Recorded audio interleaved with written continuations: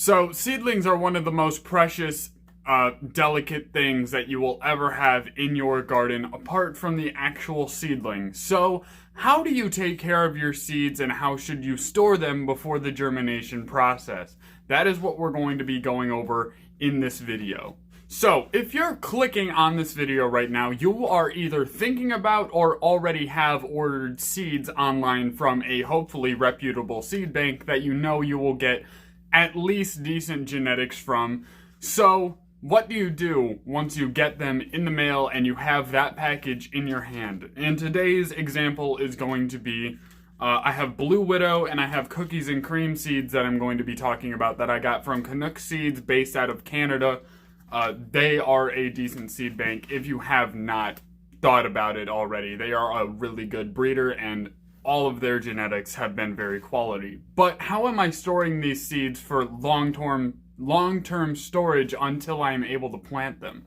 Simply put, seeds need to be put in a cool, dark environment. They do not like light and they do not like heat. You need to keep them in moderately cool temperatures, and a fridge works out perfectly fine. You will be able to store them for a long period of time in a refrigerator. I have taken seeds out after almost a year of storage, and they have germinated within days after putting them in the soil. However, if you are still having trouble getting your seeds to germinate, you may have other problems going on, like not very good genetics, or you stored them improperly.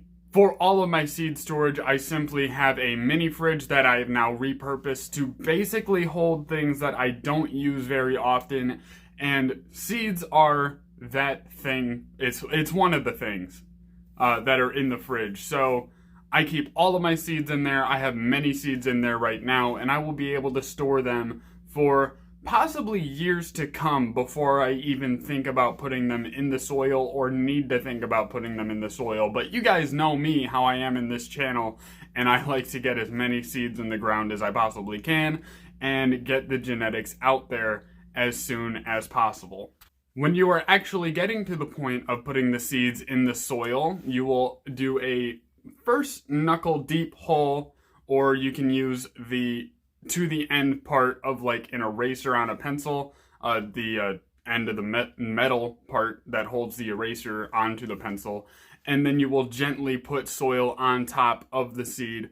Being careful not to compress the seed too much. This can make it very difficult for the taproot to penetrate the soil and can ultimately make a seed fail even though it germinated in the first place and you would have had a seedling. So be very careful when you are putting the seed in the soil. After the seed is in the soil, you are going to want to keep that seed wet. You are going to want to make sure that it does not dry out and it stays wet so that the seed shell can absorb as much water as possible, softening it up so the seedling can open it up and then put its little head through the soil.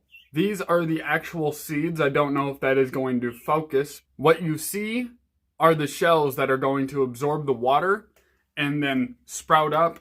And then when you see the two round leaves that actually start the photosynthesis process, it may still be holding on to one of those leaves, if not holding both of them together. You can simply remove it using a toothpick or some other small tool. Sometimes you can get it off with your finger if you're gentle enough. And then once you get to that point, you can water it as if it's a normal cannabis plant. I really hope this video helps you guys out, and I really hope that you guys are able to grow really strong cannabis seeds and be able to store them properly. I know that a lot of places now, they have a certain plant count that you can do, and if you order too many seeds, you are going to need to be able to store them for a long time. If this video helped you out, please do not forget to leave a like. It really helps out the channel. Leave a comment down below, even if you're just saying hey, it also helps me out. And I'd like to give a quick shout out. This video, I guess, is sponsored by Cashapp,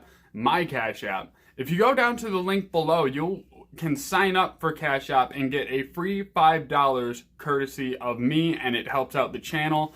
And all of that money that you donate to me is going to also be going down back to the channel, buying equipment, buying seeds, buying soil and such, so I can keep providing great content for you guys. I hope you have a wonderful day, and please don't forget to hit the subscribe button. It also really helps me out, and it'll help you out by getting you these great videos and information.